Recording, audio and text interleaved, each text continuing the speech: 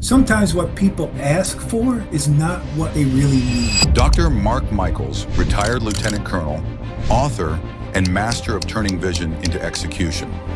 With 31 years of military leadership, he's bringing battlefield-tested discipline to business and global operations.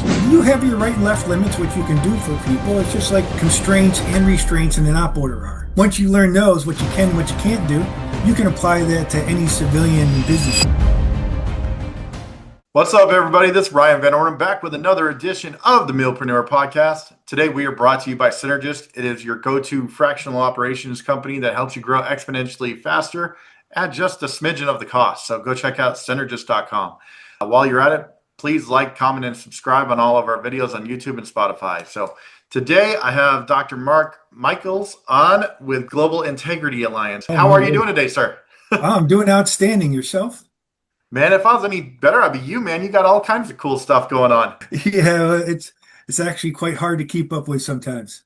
I know, right? Isn't that the life? Man, it always seems like as the life of like an entrepreneur, you always feel like you're moving in like 10 different directions, right? Oh, yeah. And especially doing what I do, my job is to operationalize the visionary, right? Cool. So being the COO, right? So the CEO and the president, they got good ideas.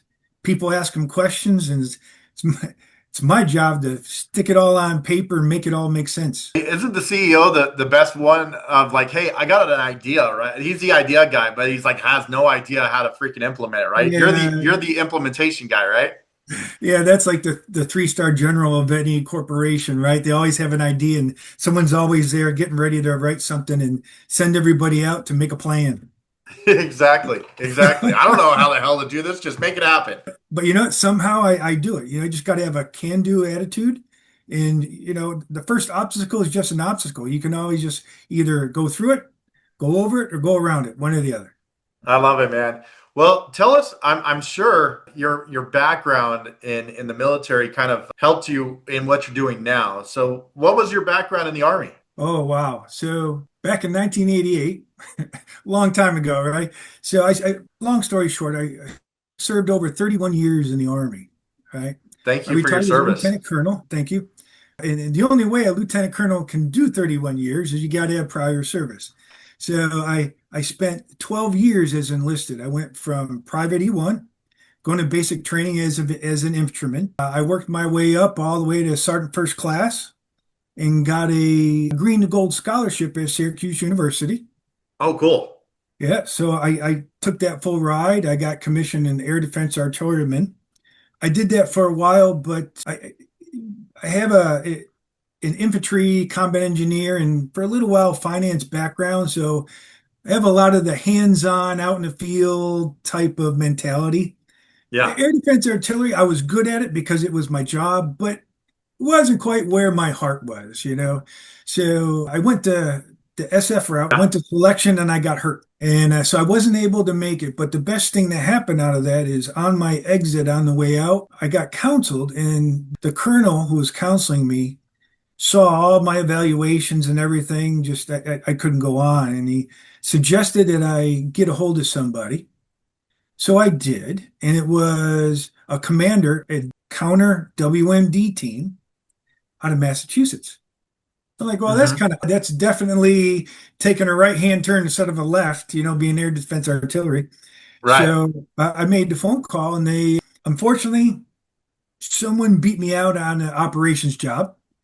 But 2 weeks later, I got a call from the New York team.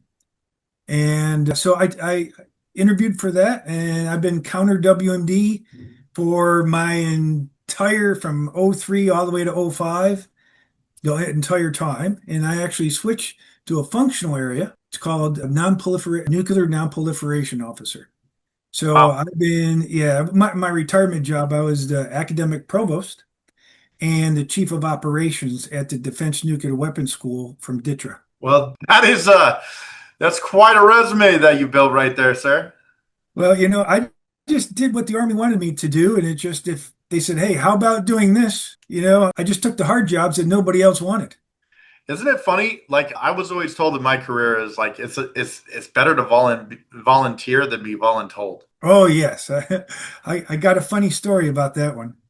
Yeah. So my days at Fort Bragg, me and my buddy, we always volunteer for anything. And one day, we call it the Scheich Digger class, the field sanitation class, right?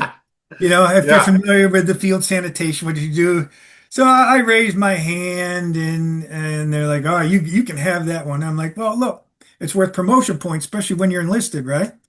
Trying to make that E5, that sergeant." So I right. went to the school, and that was just extra duty I had to do. I wasn't digging a foxhole all day. I had to drag a net around. I had to take different kind of readings all over the place, but I learned from it. Yeah, 6 months later, an air assault slot came up. So I'm already airborne qualified, jumping out of airplanes, but air assault came up. I said, sure, I get another badge, right? Learn another skill. Well, of course, everyone's hand goes up, right? And the first sergeant said, everybody wants this now. But at the time, Specialist Michels, you got this one. I said, that's awesome. okay. So why? Why? And they're like, look, you volunteer for everything on this stuff that nobody wants. You're going to get something that everybody now wants. So it worked out for the best. And I made great friends. I eventually, throughout my career, I went back and actually taught air assault school at Fort Bliss as a pre-course for everybody. And it kind of worked out because I got some of their POI and everything else. It's kind of worked That's out. awesome.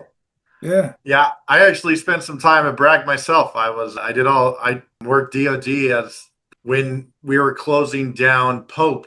It got Yeah. absorbed into Fort Bragg. I did all the DoD fitness testing for the Air Guard, Air National Guard. So I Oh, was out at wow. Bragg as well. Yeah. Wow. So Oh, boy, that brings back green ramp, yellow ramp. yes, Ooh. Yeah. Do you remember the plane that crashed and went and yeah, the fuel went right into the ramp, right? yeah. I was supposed to be on that one, but I got bumped. Wow, Yeah, because apparently there's a lot of pay hurts, so they got to go on and be strap hangers, and so I didn't get to go. wow. There Yeah. was my first duty station in Fairchild Air Force Base in Spokane, Washington. It was like 3 months before I got to base. They had an air show. Well, like this officer pilot, he was taking a C-17. It was when like 5 years after they came out, and like it was like early 2000s when this happened, and he took off on an air show to show off in front of everybody and cranked this thing up past its limitations, and the C-17 crashed back on tarmac. Oh, And I was there I got to base like 6 weeks after this, and it just completely flipped. The entire leadership was killed in this air show accident because he did that like as like an incentive ride for all the oh, leadership. Oh my gosh, you talk about like a base being like just flipped up on its head. It was insane. yeah. Well, in the Army, we actually planned for that, right? So you never put all your the head shed in one Yeah, aircraft. You yeah, always got to separate them, right?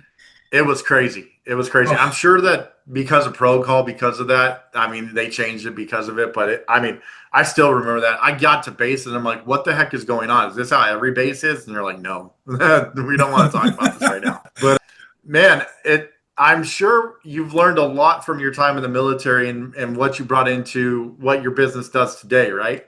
oh yes, yeah. So funny story is actually a COVID story. Before I got out of the Army, I went and earned a doctorate in business administration. Got my PMP, got a whole bunch of other business credentials, and I set out to open up my own business consulting firm. Then I got out and I started advertising a little bit. And after my first job, I never had to advertise anymore. And it was pretty good. I loved to travel. I loved helping people. I enjoyed it. I really did. However, COVID hit. So now everyone has this mask, everyone's washing their hands, and all of a sudden the business just dried up, right? And I'm old school. When I meet you, I want to shake your hand, look you in the eyes, and that's how you interact with people. That's the way business was meant to be. Yeah. However, I was very slow to convert to everything online. it's hard to look at someone's QuickBooks online if they're not there helping you through it. I mean, Yeah. it was really, really difficult. And it got to a point in time where I said, I got to do something different. I can't rely on this. If something happens like this, my extra paycheck can't do this. Right. So yeah, I just grabbed myself up by the bootstraps and move one foot forward, just can do attitude, don't quit, always forward. And within 3 weeks, I got a phone call. Her name was Wendy Winford, I believe her name was. She was a recruiter from a company called Alex Inc. One of Uh-huh. the best phone calls I've ever had. She called me out of the blue. She said, Dr. Michels, do you still have a security clearance? Who wants to know? Because security clearance is pretty valuable in the outside world. And so all my intel people, I'm going over all these people asking all these questions all the time. What can I say and what can't I say? Yeah. And she was upfront. She's like, how would you like to go to Germany? It didn't take me long to look at my wife and say, we're going to Germany. I didn't know what for. I didn't know how much I was getting paid. All I knew I was going to be working with Joe again. That's the only thing I knew. So, and the thing, what it was is I was going to be the director of the non-lethal weapon program management in Yukon. So I was General Cavoli's non-lethal weapons advisor. Wow. And part of why I liked it is what I learned about sitting down with people and finding out what the requirements are. Because one thing being a consultant, sometimes what people ask for is not what they really need. Yeah. And so, and you have your right and left limits, what you can do for people. It's just like, what your constraints and restraints in an op order are. Once you learn those, what you can and what you can't do, you can apply that to any civilian business. So I took that, and when I went to UCOM, I loved that job. I don't know how else to say it. I traveled all over the world, of course, all over Germany. I got to meet a lot of great, wonderful heroes around the world. They sent me into Brussels all the time. And it was kind of funny, as a contractor, they trusted me to speak on UCOM's behalf. So you got to have trust to do that. You know what I'm saying? Yeah. I loved it. They took me all over Italy, Spain, the Netherlands, the UK, of course, Belgium, Germany, France, all over the place. But that was short-lived, a little over a year, almost 2 years, and the contract ran out. Then it didn't take me too long to get back in the States and applied for a job to be in the G3 of DevCon. Oh, wow. Yeah, so G3 actual. I loved the mission was great. It had some, it wasn't quite, it definitely wasn't military, even though it kind of had a military structure. Yeah. I loved the work that they did. They had 8 centers and labs, been all over the place trying to improve, all the .mil PF stuff that they had. I loved that job. Just unfortunately, it wasn't for me. It didn't hit the itch. If you know what I'm saying? It didn't. I loved my crew. I loved what they had to do, but there was just something about it that just wasn't me. Yeah. I left on good terms, but we had an understanding that I need to do bigger and better things. And that's when I got hired on to be the COO of GIA. And Fantastic. yeah, so that's kind of where I'm at now. We're right now 100% of our contracts are overseas, which has its good points and bad points, and a steep learning curve for someone coming from the military background and just had a section that dealt with that, right? So Right. Right. you just got a weekly status report. You're not the one actually doing it. But learning about ITAR, EAR, Department of State, Department of Commerce, which way it has to go, what I really love about this is working with the vendors, finding out what they can do, what they can't do. And there's all sorts of restrictions on what you can do with, depending on not just what country, but what part of a country, which Wow. I never knew myself. Yeah. Yeah, so I'm learning a lot. I absolutely love this. I'm a lifelong learner. Everything from my associate's degree to my doctorate. I never stopped. Always one after another. That's phenomenal. Thank you for sharing such a great journey that you've been on, man. No, I tell you what, I loved it. I loved it. Awesome. Even the deployments, there's always something you can do. You just have, you can have fun inside a foxhole. You know what I'm saying? There's always something you do with your buds or, little shenanigans every now and then to keep things light. But Oh, 100%. I remember those all through my time, and it's such great for morale along the way. oh yeah, oh of course, you got to let off some steam every now and then, right? Exactly, exactly. Hey, one of the things that we do here on the Milpreneur podcast is we have like our founders and our C-suite execs. We get to know them on more of a personal level. Are you open for a little rapid fire kind of questioning? Sure, go ahead. All right. So, like, what's your favorite book that you've been reading lately? Actually, I reread my own book. Awesome. I wrote a book called Learning from Experience, 50 Principles for Leading People and Managing Programs Through Trials, Tribulations, Successes. Awesome. And we'll put the link in the chat for you in the episode as well.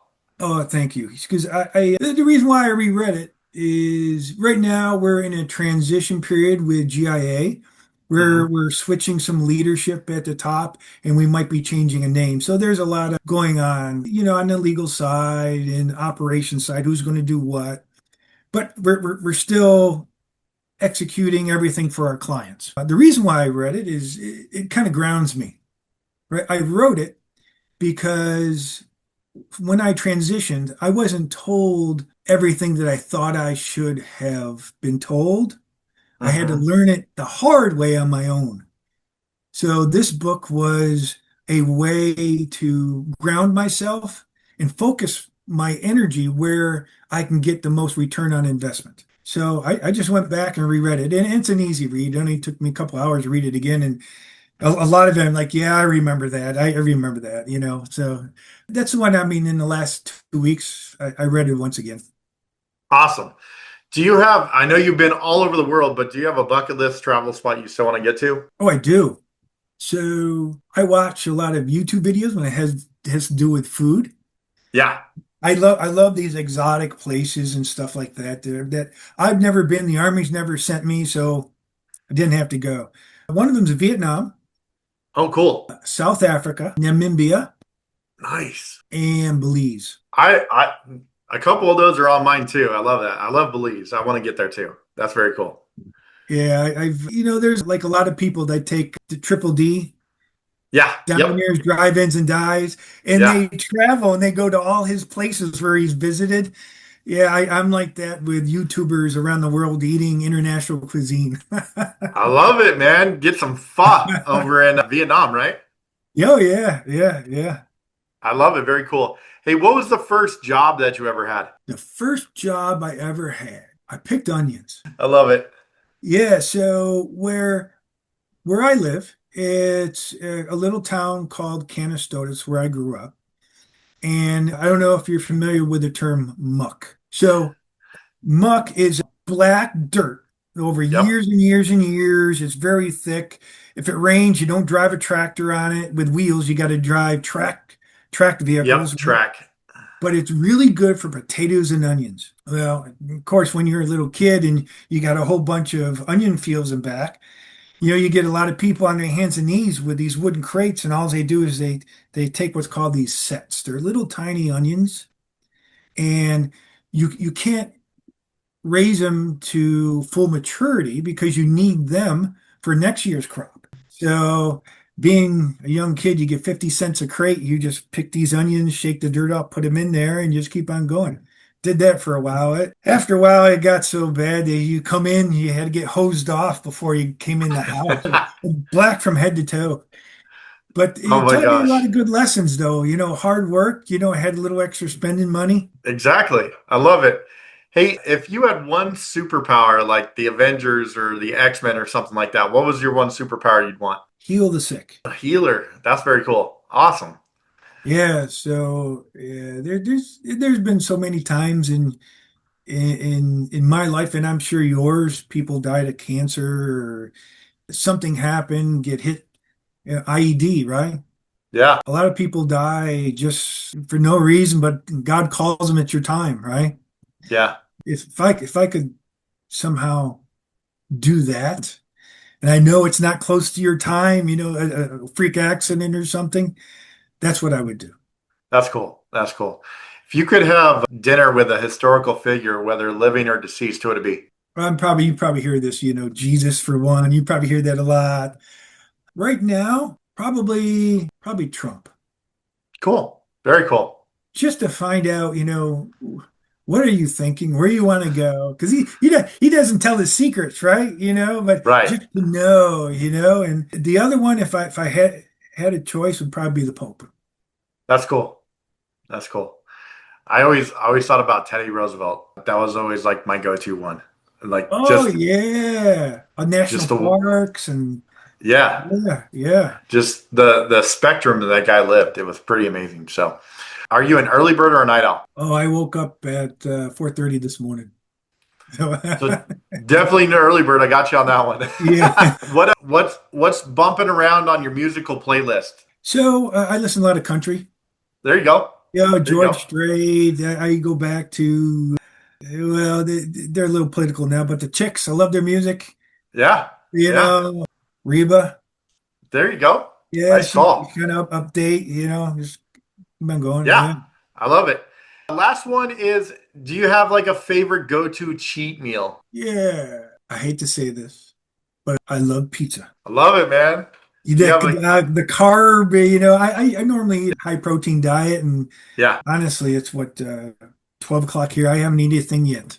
So today's kind of like my fasting day. But if I yeah. had to do a cheat meal, it'd be every kind of meat you could think of, pizza. Just throw it on there. Pile it on there. Well, Yep, right on. you absolutely crushed the rapid fire section, man. Well done today. Thank you, sir. Appreciate it. Oh, no Um, worries. if you could, like, what impact do you hope your work leaves on the journey that you've been on for others? So the whole reason why I do this, my whole mantra is make a difference, I love it. right?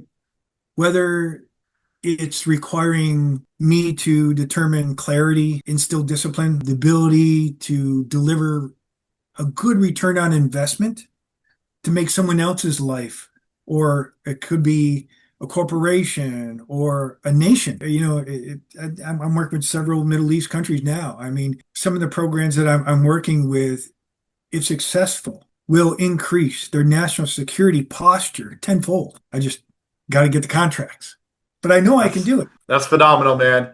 If people are interested, we're once again, I really appreciate you sitting down and taking time to chat with us. But if people are interested in learning more about your company and stuff, how can they find more information about it? Our GIA website, Global Okay. Integrity Alliance. Yeah.